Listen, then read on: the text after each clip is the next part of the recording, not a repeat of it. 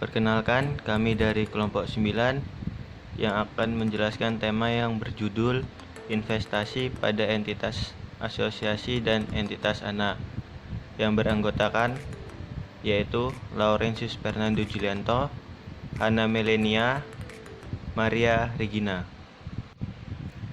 A. Pengakuan awal.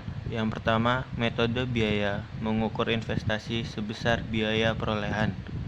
Yang kedua, biaya perolehan terdiri atas harga beli ditambah biaya transaksi yang terjadi secara insidental di bursa efek saat perolehan. Jurnal untuk mencatat pembelian saham yaitu investasi pada entitas asosiasi di debit, kas di kredit. Yang B. Penerimaan dividen tunai. Dividen tunai adalah bagian laba perusahaan yang dibagikan secara tunai kepada para pemegang sahamnya. Hak dividen timbul ketika entitas asosiasi mengumumkan pembagian dividen. Nah, ini dia jurnal untuk mencatat saat mengumumkan dividen tunai. Piutang dividen di bagian kredit, pendapatan dividen di bagian kredit. Jurnal untuk mencatat penerimaan dividen tunai, kas di debit, piutang dividen di kredit. Yang C. Pelbagai peristiwa penting lain. Yang pertama, pembagian dividen saham. Dividen saham adalah dividen yang dibagikan kepada pemegang saham dalam bentuk sejenis dengan saham yang telah beredar. Yang kedua, bagi investor. Dividen saham mengakibatkan bertambahnya jumlah lembar saham yang dimiliki sebelumnya. Yang ketiga, biaya perolehan total investasi tidak berubah, tetapi biaya perolehan per lembar yang berubah. Yang keempat, penerimaan dividen saham tidak perlu dicatat dalam buku jurnal perusahaan investor. Yang kelima, pencatatan dilakukan hanya dalam buku memorandum.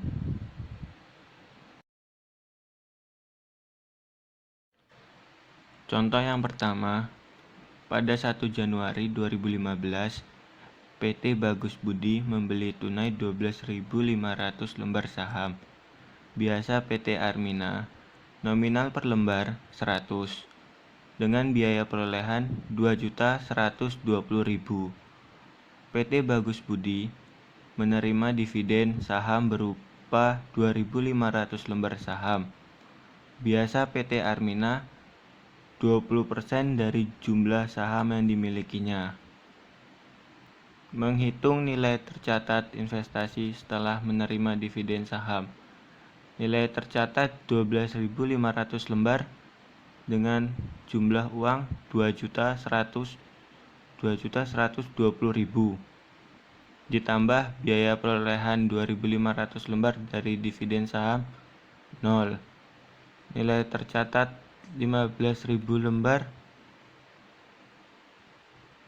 2.120.000. Nilai tercatat per lembar 2.120.000 dibagi 15 lembar sama dengan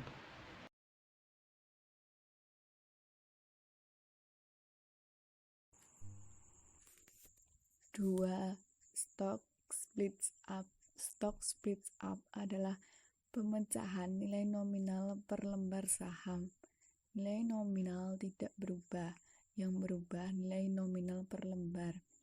Peristiwa stock splits up menyebabkan entitas asosiasi menarik kembali seluruh saham yang beredar dengan menggantikannya dengan saham yang jumlah lembarnya lebih banyak.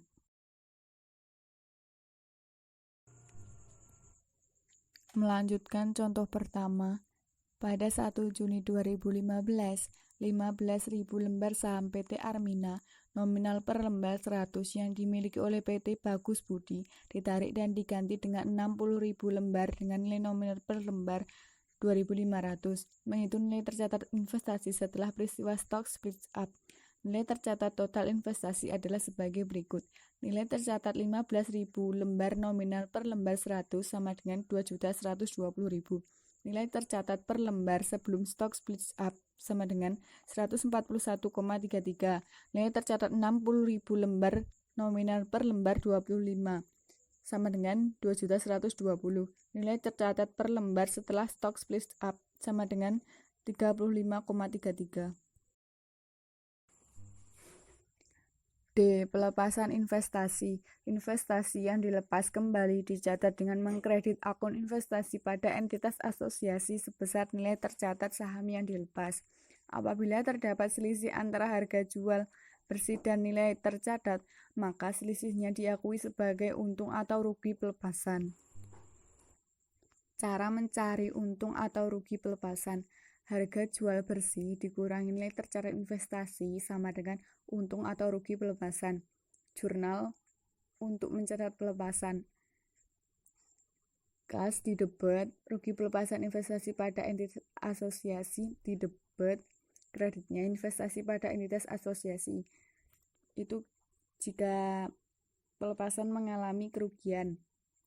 Kalau pelepasan mengalami laba atau untung, itu jurnalnya kas di debit, kreditnya untung pelepasan, dan investasi pada entitas asosiasi. E. Penilaian dan penyajian di neraca. Investasi pada entitas asosiasi diklasifikasikan sebagai aset tak lancar. Investasi dinilai sebesar nilai tercatat, yakni nilai buku pada akhir tahun. Apabila terdapat bukti bahwa nilai investasi mengalami penurunan nilai, maka investasi dinilai di neraca sebesar nilai tercatat setelah dikurangi penurunan nilai. Penurunan nilai dianggap ada jika nilai wajar investasi dikurangi biaya untuk menjualnya lebih rendah daripada nilai tercatatnya. Penurunan nilai ini bersifat permanen. Penurunan nilai wajar yang bersifat temporer tidak dianggap sebagai penurunan nilai investasi pada entitas asosiasi. Penurunan nilai dicatat melalui jurnal penyesuaian.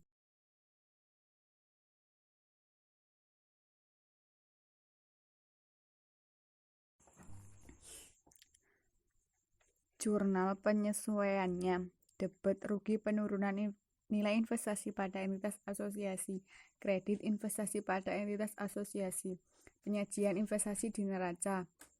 Nah, itu masuk aset tak lancar. Nih, investasi pada entitas asosiasi atau nilai tercatat setelah penurunan nilai.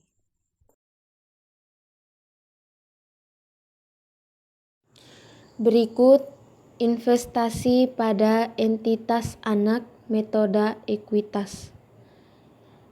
Pertama, investasi pada entitas anak dicatat dengan metode ekuitas. Kedua, investasi dicatat sebesar biaya perolehan. Ketiga, biaya perolehan ditambah atau dikurangi dengan bagian laba rugi entitas anak dan dikurangi dividen tunai yang diterima dari entitas anak. Keempat, biaya perolehan setelah penyesuaian dengan bagian laba dan dividen menjadi nilai tercatat yang akan dicantumkan di neraca. Kelima, jika dapat bukti yang cukup kuat bahwa investasi turun nilainya, maka investasi disajikan di neraca setelah mengurangkan penurunan nilai tersebut. A. Pengakuan awal. Pertama, metode ekuitas mengukur investasi sebesar biaya perolehan. Kedua, biaya perolehan terdiri atas harga beli plus biaya transaksi yang terjadi secara insidental di bursa efek saat perolehan. Yang ketiga, jurnal untuk mencatat pembelian saham yaitu investasi pada entitas anak terletak di debit dan kas di kredit. B. Perolehan laba perusahaan anak. Yang pertama, perolehan laba tidak lain merupakan kenaikan entitas. Yang kedua, perusahaan anak mengumumkan perolehan laba, maka induknya mengakui kenaikan investasinya. Ketiga, kenaikan tersebut adalah kenaikan pendapatan investasi. Keempat, jurnal untuk mencatat hak atas laba entitas anak, yaitu investasi pada entitas anak terletak di debit dan pendapatan dari investasi di kredit. C. Penerimaan dividen tunai. Yang pertama, dividen tunai atau cash dividend adalah bagian laba perusahaan yang dibagikan secara tunai kepada para pemegang sahamnya. Kedua, bagi perusahaan induk, penerimaan dividen tunai harus dianggap sebagai pengembalian investasi atau pengurangan investasi. Ketiga, jurnal untuk mencatat penerimaan dividen tunai yaitu kas terletak di debit dan investasi pada entitas anak di kredit. Sekian dari hasil presentasi kami. Jika ada kekurangan kata dan kekurangan materi, kami mohon maaf. Sekian, salam dan bahagia.